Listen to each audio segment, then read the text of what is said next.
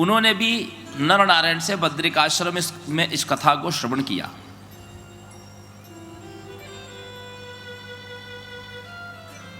नारायण कहते हैं मूल प्रकृति में सबसे प्रधान देवी है दुर्गा।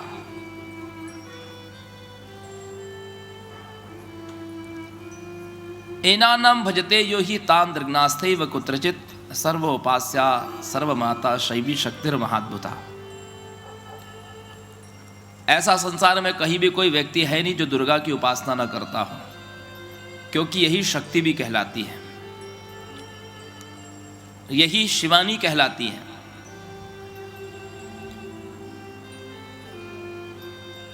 ये सर्व की सभी प्राणियों की उपास्य देवी है। सभी प्राणियों की उपास्य देवी कैसे हैं? क्योंकि जितनी भी कुल देवियां हैं, ग्राम देवियां हैं, सब ये दुर्गा जी का ही अंशभूता है और यही सबकी माता है, क्योंकि कुल स्वामिनी होने से सबकी माता है। एक दो दिन पहले हमने वर्णन किया था कि आप कोई अनुष्ठान करिए या मत करिए, लेकिन आप अपनी कुलदेवी को उनका वार्षिक पूजा जरूर दीजिए। कुलदेवी ही आपकी माता के रूप में, मातृका के रूप में है। कौन सी मातृका? आत्मनः कुलदेवी। आपकी कुलदेवी के रूप में माता स्वरूप से वो विराजमान है। कुलदेवी की पूजा बहुत सरल है सज्जनों माताओं, उसमें कुछ बहुत विशेष नहीं है। अधिकतम घरों में नवरात्रि में ही कुलदेवी की पूजा होती है, अधिकतम घरों में, और अधिकतम लोगों के यहाँ इन्हीं 3 तिथियों में पूजा होती है। ये किसी के यहाँ सप्तमी होती है, किसी के यहाँ अष्टमी होती है, किसी के यहाँ नवमी के दिन होती है।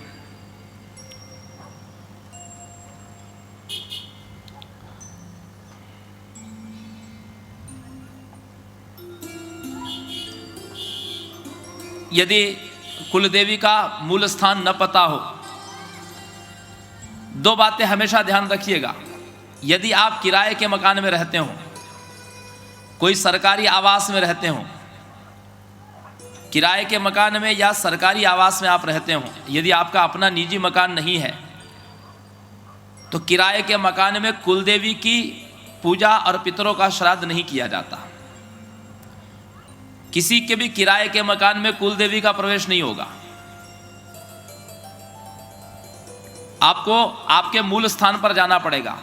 मूल स्थान जिस गांव से आप आए हैं, उस गांव में आपका जो पुराना मकान होगा, भले मिट्टी का मकान हो, लेकिन जहां वर्षों से, पीढ़ियों से जहां पूजा होती चली आ रही है, वहीं पर आपकी कुलदेवी आएगी। आपके किराए के मकान में कुलदेवी का प्रवेश नहीं हो सकता, यह ध्यान रखने वाली बात है। उसी प्रकार श्राद्ध कर्म भी, जो आप पिता आदि की तिथि में जो श्राद्ध करते हैं, वो भी श्राद्ध किराए के मकान पे नहीं होता। ऐसी स्थिति में क्या करें? यदि मान लीजिए निजी मकान नहीं है, गांव से भी कोई संबंध नहीं है और हमको पता भी नहीं है, तो मां दुर्गा के मंदिर में जाकर के नवरात्रि में उपासना करें। कुल देवी का भोग क्या होता है? कुल देवी का भोग यदि आपको अर्पण करना है तो नवरात्रि में, जिस दिन नवरात्र आरंभ होता है, उस दिन का आपका ये नियम रहेगा, कुल देवी की पूजा करने वाले को चाहिए कि वो घर में जब नवरात्र आरंभ होए तो कोई भी पकवान न बनाए। पकवान का अर्थ तेल घी में जो तले जाते हैं पदार्थ, उसको कहते हैं पकवान। और उसको प्रचलित भाषा में लोग बोलते हैं कढ़ाई चढ़ाना। तो चूल्हे पर कढ़ाई नहीं चढ़ेगी, कोई भी पकवान नहीं बनेगा। और कुल देवी के नाम का एक दीपक, चाहे जवस के तेल का हो, तीसी समझते, अलसी तेल, जवस, अथवा घी का एक दीपक कुल देवी के नाम से प्रथम दिन रखा जाएगा। नवरात्रि के दिन एक श्रीफल देवी के स्थान पर लाल कपड़े में मौली धागे से बांध करके रखा जाएगा। एक सुपारी और एक सिक्का, हो सके तो चांदी का सिक्का, और उसमें कुलदेवी का आवाहन करके एक कलश के ऊपर रखें या सादा ऐसे ही मां की फोटो के सामने रखें, आवाहन करें। हो सके तो अखंड ज्योत जलाएं अथवा सुबह शाम जलाएं। और सप्तमी, अष्टमी या नवमी, मां ने जब से भगवान श्री रामभद्र को अष्टमी की रात्रि में दर्शन दिया है, तब से अधिकतम घरों में अष्टमी की ही पूजा होती है। 80% घरों में अष्टमी के दिन ही पूजा होती है। हमारे यहाँ जैसे नवमी में पूजा होती है, बहुत से घरों में सप्तमी की पूजा होती है। मां शीतला जिसकी कुल स्वामिनी हो, वो सप्तमी को पूजा करे। सब रूप एक ही है, नाम अलग अलग है।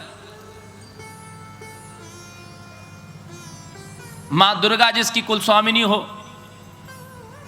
उसको अष्टमी को पूजा करना चाहिए।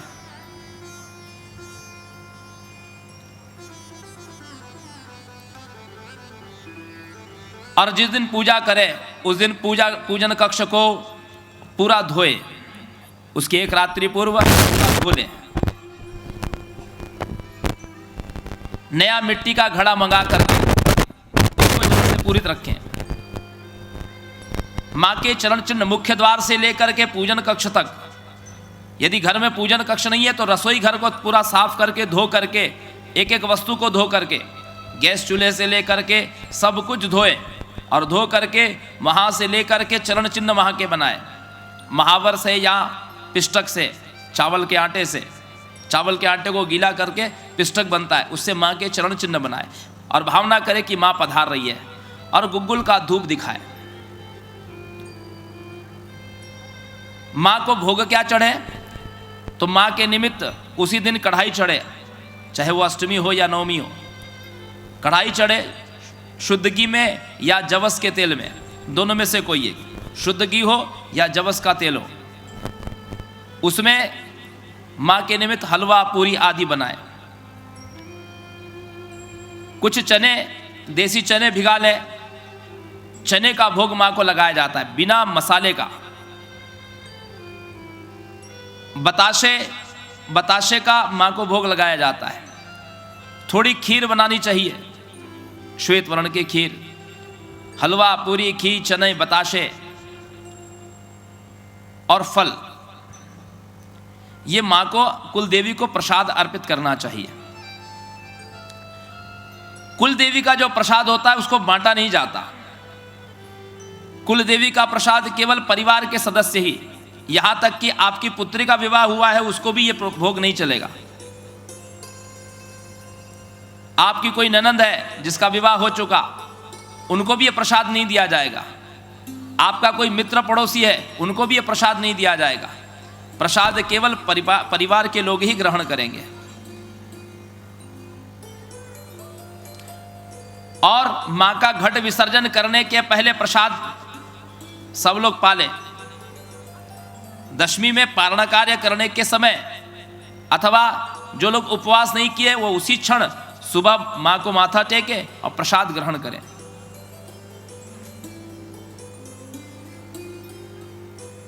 और ये वर्ष भर आपके परिवार की रक्षा करती है। वर्ष भर आपका एक साल मां का एक दिन है, देवताओं का एक दिन है। आपका एक वर्ष देवताओं का एक दिन है।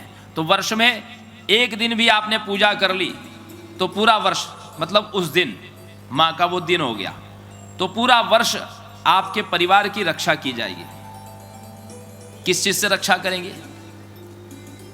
आपके पति, आपके पुत्र हाईवे पे गाड़ी चला रहे हैं, जाने कब क्या दुर्घटना हो, उनसे रक्षा करती है। संसार में दुनिया की बीमारियां फैली हुई है, महामारी आदि, कब कौन महामारी की चपेट में आ जाए, उससे रक्षा करती है। परिवार में हमारा घर होता है, अनेक लोग हमारे घर में आते हैं, कहाँ बाहर की चीज़ें हम लोग खाते हैं, तो कोई किसी प्रकार की प्रेत पिशाच आदि की बाधा ये हमारे घर में न घुसने पाए, इससे हमारी रक्षा करती है। वर्ष में एक बार पितरों का श्राद्ध करिए। पितरों के श्राद्ध में पिंडदान आदि करिए। पिंडदान नहीं करना हो रहा है आपको तो तर्पण करिए, काले तिल चावल मिला करके जल से तर्पण करिए। वो भी नहीं कर पाते हैं, कोई एक वेदज्ञ ब्राह्मण को बुला करके, एक ही ब्राह्मण को बुलाइए, उसको अपने घर में भोजन कराइए, भोजन करके वस्त्र दक्षिणा आदि दीजिए, इतना श्राद्ध करिए। उतना भी नहीं कर पाते तो आमान्न दीजिए।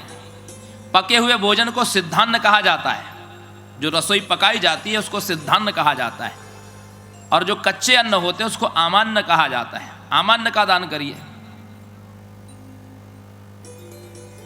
उतना भी सामर्थ्य नहीं है,